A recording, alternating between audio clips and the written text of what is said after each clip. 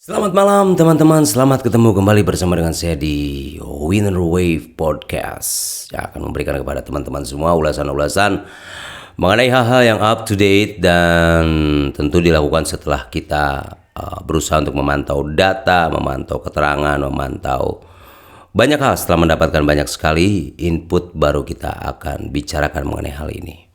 Dan saya berharap Anda berada dalam keadaan sehat walafiat, tidak kurang suatu apapun, bersama dengan orang-orang yang Anda cintai, berbahagia, dan terus menebar kebaikan dimanapun Anda berada.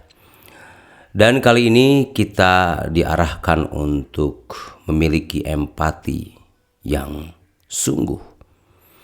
Karena saya hari ini akan berbicara mengenai tragedi yang terjadi di Kota Malang.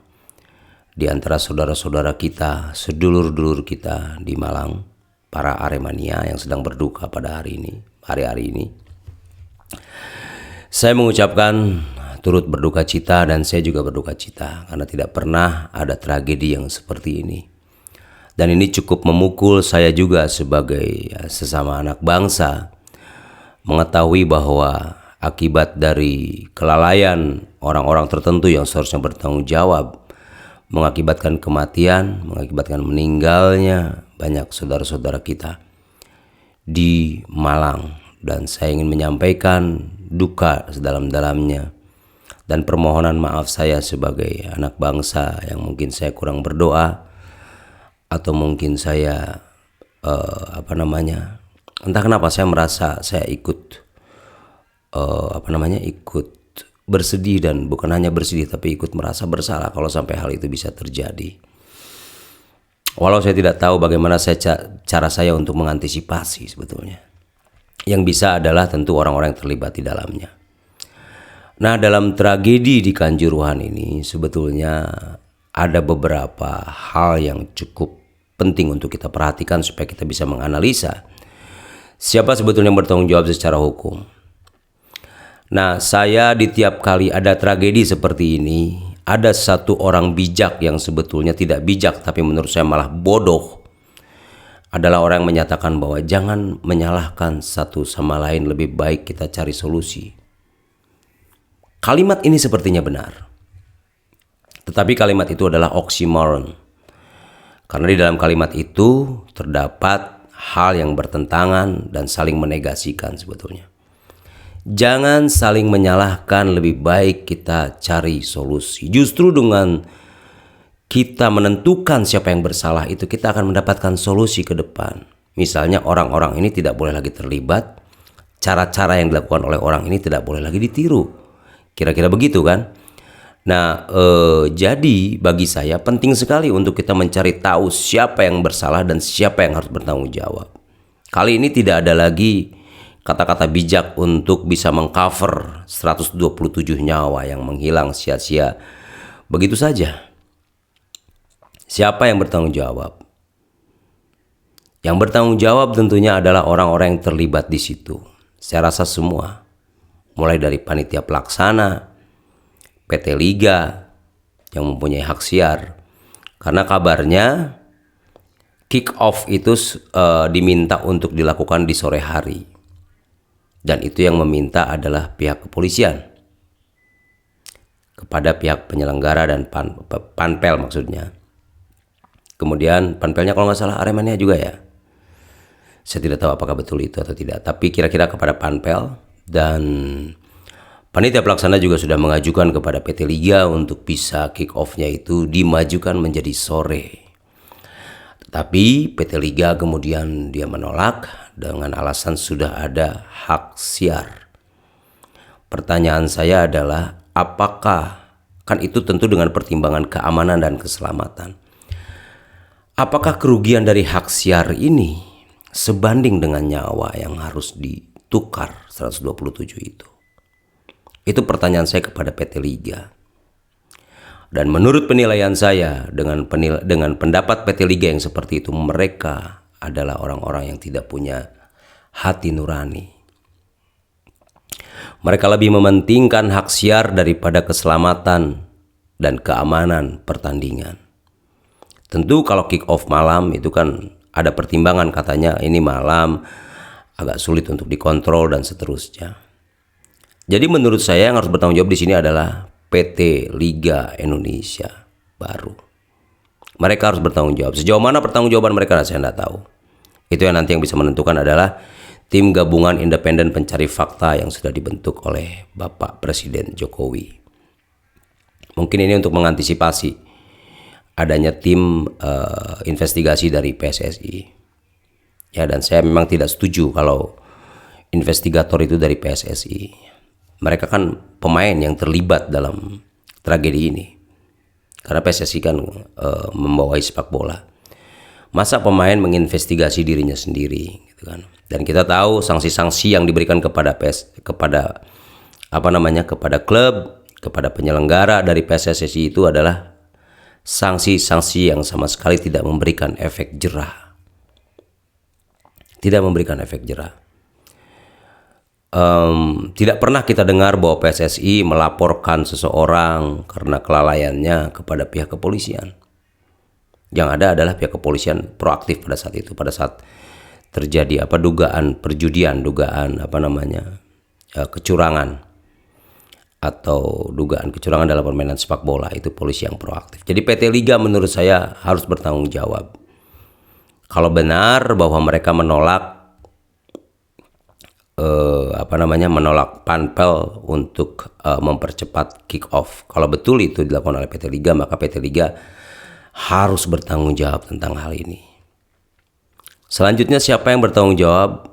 Tentu adalah panpel.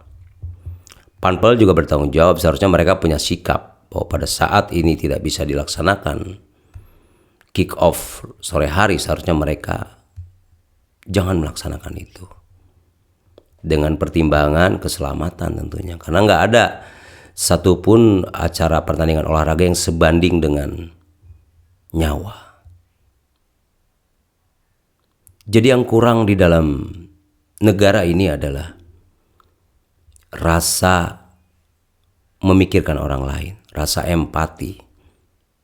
Kenapa? Ya namanya juga negara yang banyak koruptornya ya. Koruptor kan nggak mikir, mereka kan yang penting duit dan cuan. Dan ini pula saya mensinyalir bahwa kenapa sampai terjadi tragedi ini adalah ada banyak orang-orang yang hanya berpikir tentang uang saja. Kemajuan olahraga belum tentu. Mereka banyak berpikir tentang uang, dan uang. Dan rasanya dengan mereka mendapatkan uang, mereka merasa bahwa itu mereka sudah melakukan apa yang seharusnya. Padahal ada yang lebih besar daripada uang, yaitu hati nurani.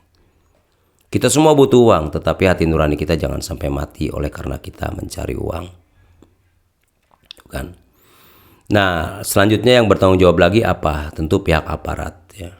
Karena di dalam statuta FIFA tidak boleh katanya membawa flare, tidak boleh membawa gas air mata ataupun spray ataupun untuk spray yang untuk disperse gitu ya. Tidak boleh. Nah, apa yang terjadi di dalam itu simpang siur. Saya mendapatkan keterangan saya mendapatkan video, menonton juga sepintas lewat, bahwa yang dilemparkan itu gas air mata itu bukan hanya dari lapang tetapi juga kepada penonton. Bahkan kepada penonton yang mau keluar itu juga dilempar katanya gas air mata ke situ. Nah, siapa yang punya ide tentang gas air mata ini yang harus diproses hukum. Walaupun agak repot juga ya. Karena statuta FIFA ini bukanlah undang-undang yang berlaku di Indonesia. Yang berlaku di Indonesia adalah undang-undang dan turunannya. Nah, kalau tidak salah di dalam peraturan Kapolri atau peraturan Polri itu ada langkah-langkah untuk mengatasi massa. Nah, di salah satunya adalah tentu membubarkan massa. Apakah dengan gas air mata atau dengan yang lainnya? Nah, itu langkah untuk membubarkan massa atau disperse. Pertanyaannya sekarang adalah, pada tahun 2019 saya mendapati adanya himbauan dari Mabes Polri agar supaya tidak digunakan lagi itu gas air mata agar tidak digunakan gas air mata pada saat itu pertandingan antara Persija kalau tidak salah ya. Tidak digunakan. Artinya ini sudah menjadi concern dari Mabes Polri bahwa penggunaan gas air mata itu tidak boleh. Tetapi kenapa Kapolda Jatim Niko Afinta mengatakan bahwa gas air mata itu katanya sudah sesuai dengan prosedur. Apalagi sekarang ada lagi katanya keterangan dari Mabes Polri bahwa gas air mata itu untuk membela diri. Membela diri dari siapa? Apakah mereka mengejar polisi? Karena perasaan sih yang saya baca itu, mereka mengejar itu, yang mereka kejar adalah pemain dan juga officials. Jadi nggak ada mereka ngejar polisi. Jadi pembelaan diri yang mana yang dimaksud? Ya saya apresiasi bahwa Kapolri sudah memecat Kapolres Malang. Tetapi bagi saya seharusnya Kapolda juga ikut bertanggung jawab. Karena biasanya izin pelaksanaan sepak bola ini adalah dari Polda. Dan Brimob kalau nggak salah berada di bawah Polda. Jadi Kapolda juga harus bertanggung jawab ya. Bukan hanya kepala satuan Brimobnya saja yang dipecat. Karena kalau pertandingannya berjalan dengan baik, saya rasa kepala satuan Brimobnya tidak akan mendapatkan apresiasi toh. Yang dapat kredit kan tetap Kapoldanya. Nanti yang konvers bersyukur bahwa berjalan dengan baik dan sebagainya itu Kapolda. Dan perlu dicek juga nih, saya perlu dicek apakah ada dalam kaitan pertandingan ini ada pihak-pihak yang menerima cashback atau menerima kickback, bukan cashback. Menerima kick tanda kutip. Ya. Karena biasanya uang itu yang membuat pertimbangan orang menjadi sembrono. Saya rasa ini harus disidik oleh kepolisian. Dan saya mengapresiasi juga langkah Pak Jokowi untuk membentuk tim gabungan independen pencari fakta. Cuman saya ada satu keberatan tentang keterlibatan PSSI di situ. Karena seharusnya PSSI jangan dilibatkan, mereka kan pemain. Masa pemain mereka menginvestigasi dirinya sendiri? Kan? Dan sebetulnya permintaan untuk mundur kepada Iwan Bule tadinya itu kurang tepat. Tetapi setelah saya mendengarkan beberapa respon Iwan Bule, apalagi respon dia tentang orang bahasa yang berbahagia itu parah sekali. Ya. Permintaan mundur kepada Iwan Bule ini sebenarnya tadinya saya nggak terlalu concern lah ya. Tetapi setelah menyadari bahwa dalam satu budaya yang baik seharusnya ada keinginan untuk mundur. Kalau di luar negeri ini menteri olahraganya mungkin sudah mundur. Tapi di Indonesia kan nggak ada yang punya budaya itu. Karena ada kepentingan yang mungkin harus diselamatkan, kepentingan pribadi, kepentingan kelompok yang masih harus diselamatkan. Kalau di luar negeri Menporanya itu pasti sudah mengundurkan diri, tapi kan Menpora kita ya mana mau mengundurkan diri. Jabatan Pak ya. Tapi kalau saya jadi Menporanya, dengan kejadian ini saya akan mengundurkan diri. Kenapa? Karena itu adalah satu pertanda, sesuatu yang menunjukkan bahwa saya masih punya hati nurani, bahwa saya masih punya rasa malu, bahwa saya masih punya integritas sebagai manusia. Tetapi di Indonesia integritas itu kan sepertinya menjadi tidak penting. Yang penting itu kan uang. Ya, saya nggak tahu nih berapa besar kekuatan uang untuk menghalangi mereka-mereka yang seharusnya bertanggung jawab menjadi bertanggung jawab. Kan? Apakah pihak Panpel akan ada yang kena pidana? Apakah pihak dari PSSI ada yang kena pidana? Dari Liga ada yang kena pidana? Saya nggak tahu. Karena kekuatan uang itu begitu merajalela di Indonesia. Nah, tapi kalau kita mau memperbaiki sepak bola kita, kalau kita mau membenahi sepak bola kita, maka sebetulnya harus ada orang yang diberikan shock terapi, dimasukkan ke penjara, supaya orang nggak main-main lagi gitu loh dengan nyawa orang. Ya kan, kalau begini kan kelihatannya seperti mereka tidak peduli dengan nyawa itu. Yang penting mereka mengamankan diri mereka masing-masing, melakukan apa saja.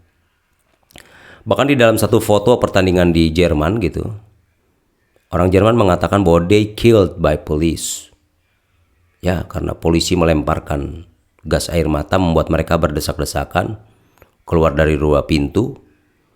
Kemudian karena berdesak-desakan itulah dari 14 pintu cuma 2 yang dibuka. Bagaimana nih pertimbangannya? Sementara statuta FIFA katanya menyampaikan bahwa seharusnya 10 menit sebelum pertandingan bubar itu semua pintu sudah dibuka. supaya orang yang mau keluar itu leluasa gitu loh. Nah, apa alasannya mereka tidak membuka? Itu perlu dipertanyakan juga. Mudah-mudahan kekuatan uang tidak bisa menghalangi keadilan yang harus diperoleh oleh teman-teman, oleh saudara-saudara kita yang kehilangan keluarganya. Ini adalah tragedi besar. Ketika sepak bola seharusnya menjadi, pertandingan sepak bola harusnya menjadi pesta, menjadi perayaan, menjadi kegembiraan, kemudian berakhir dengan tragedi seperti ini. Ini adalah satu tragedi yang luar biasa. Ini adalah suatu kesedihan bagi kita semua. Dan mungkin bisa saja ini menunjukkan adanya satu kebusukan. Bisa saja ya. Apa yang terjadi hari ini kan tidak mungkin terjadi karena hari ini saja. Pasti karena ada kultur yang dibangun yang tidak benar. Kultur yang dibangun yang tidak benar, kultur yang membiarkan segala sesuatu yang buruk itu terjadi. Kalau menjadi kebiasaan kan ya sudah, akhirnya terjadilah tragedi ini. Dan saya juga nggak ngerti kenapa harus terjadi tragedi ini baru disadari bahwa ada evaluasi mengenai pengamanan dan sebagainya. Bayangkan sebuah pertandingan yang tanpa supporter lawan bisa terjadi seperti ini. Kan Persebaya nggak boleh masuk. Tidak ada alasan sebetulnya untuk terjadi seperti ini sebenarnya. Karena Persebaya kan nggak masuk gitu loh. Kalau orang cuma ngejar official, ya biarin aja, masukkan segera ke Barakuda kan selesai. Tinggal bentuk ya.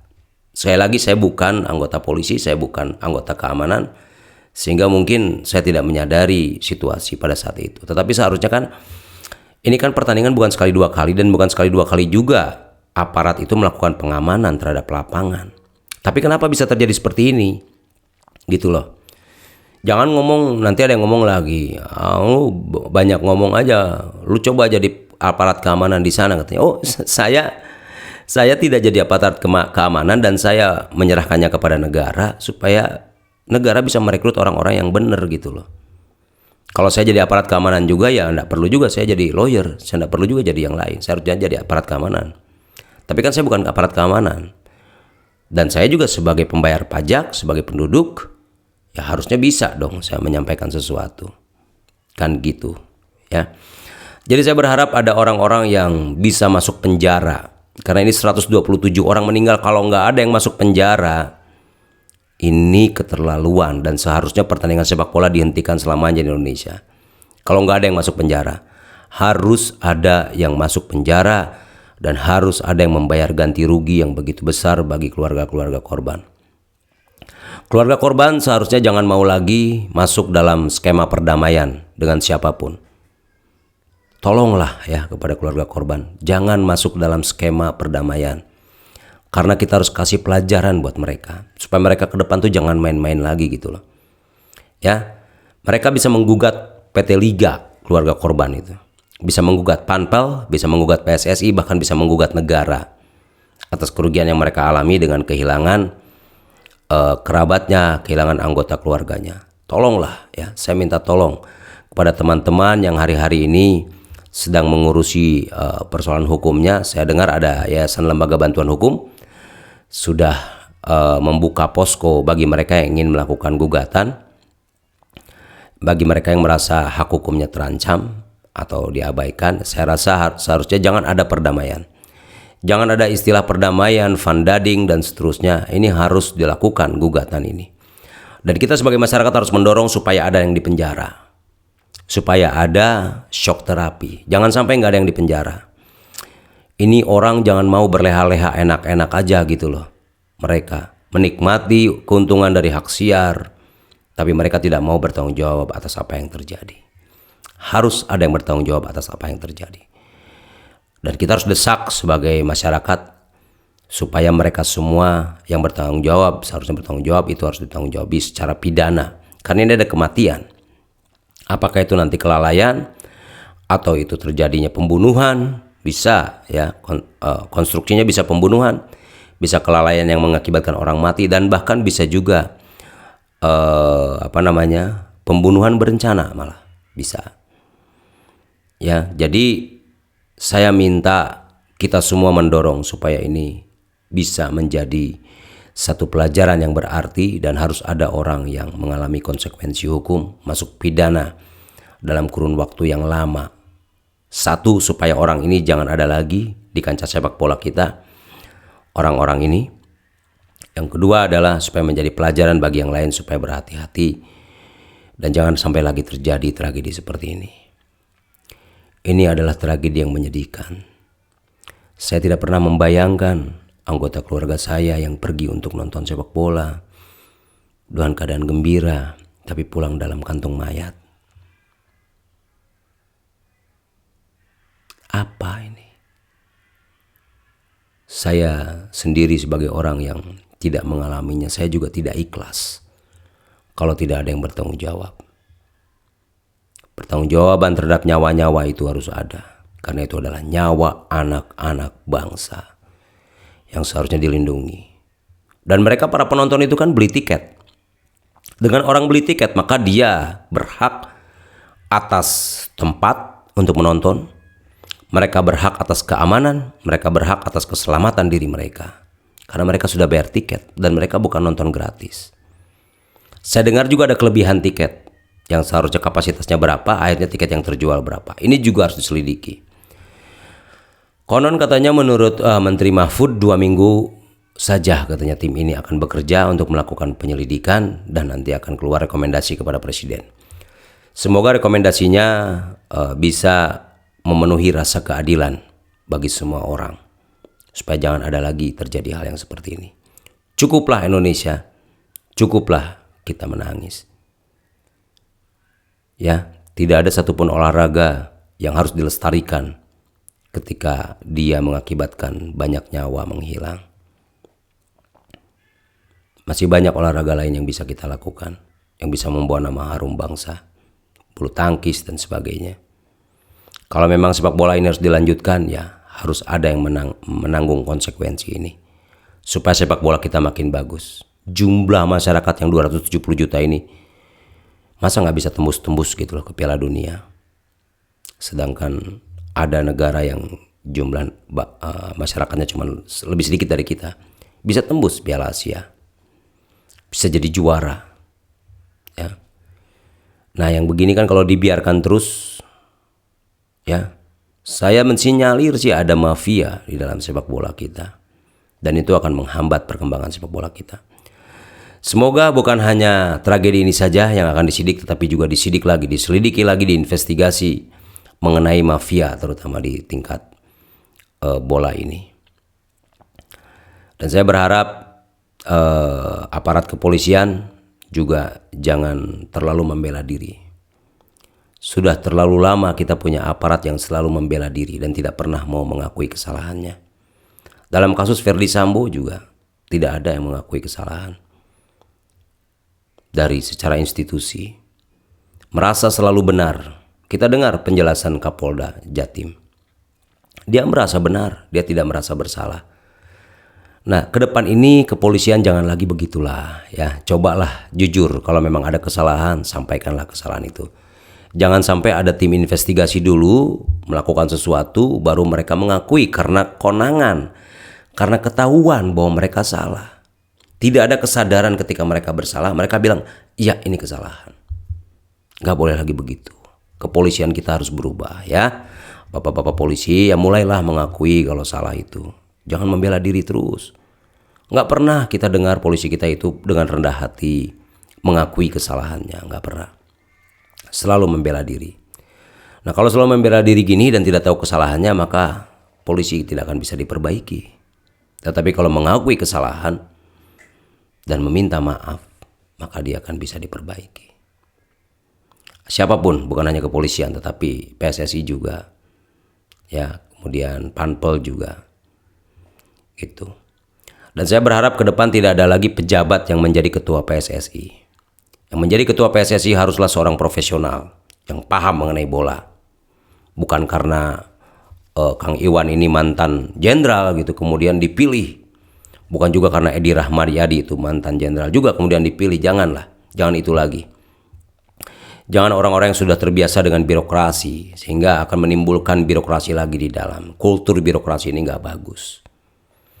Ya, saya rasa saya sangat hormat kepada bapak-bapak kepolisian dan jenderal-jenderal dan juga TNI. Dan itulah yang disebut dengan adanya masa pensiun, supaya mereka bisa mengakhiri pengabdian mereka dan mereka bisa menikmati hidup mereka. Dan kita kenang mereka sebagai orang-orang yang baik, orang-orang yang sudah memberikan pelayanannya kepada negerinya, pelayanan yang terbaik. Jangan lagi diundang untuk melakukan hal-hal menjadi ketua-ketua organisasi. Bahkan ketua Komdis kalau nggak salah juga seorang purnawirawan jenderal. Carilah profesional, ya. Saya tentu menghormati bapak-bapak yang sudah menjadi purnawirawan di kepolisian, di ketentaraan. Mereka adalah orang-orang yang sudah memberikan pelayanan terbaik mereka bagi bangsa ini. Cukuplah ketika mereka pensiun, mereka sudah melakukan yang terbaik bagi negeri.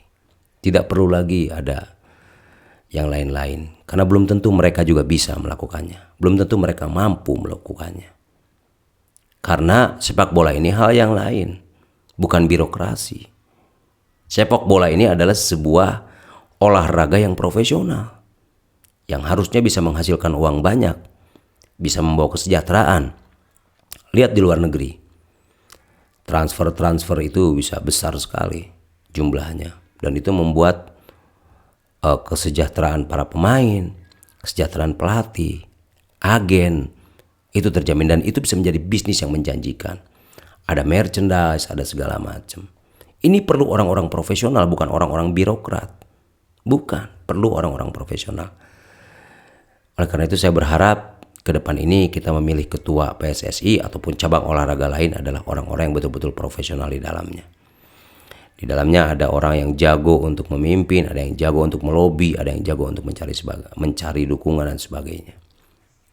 Tapi yang paling penting adalah tragedi Kanjuruhan ini harus dijadikan pelajaran bagi kita, bahwa kita ke depan ini harus diutamakan adalah nyawa, bukan uang, bukan kelangsungan liga, bukan, jangan itu lagi. Ya. Saya bersimpati kepada teman-teman Aremania. Mereka orang-orang yang begitu solid untuk mendukung kesebelasan yang menjadi pujaan mereka. Saya berharap ke depan ini tidak ada lagi terjadi, apalagi di Aremania. Ya, saya berharap sepak bola kita menjadi semakin baik ke depan ini. Baik, itu saja kira-kira pada kali ini ulasan saya mengenai tragedi Kanjuruhan. Sekali lagi, saya turut berduka cita untuk apa yang terjadi di Malang. Sampai jumpa. God bless you.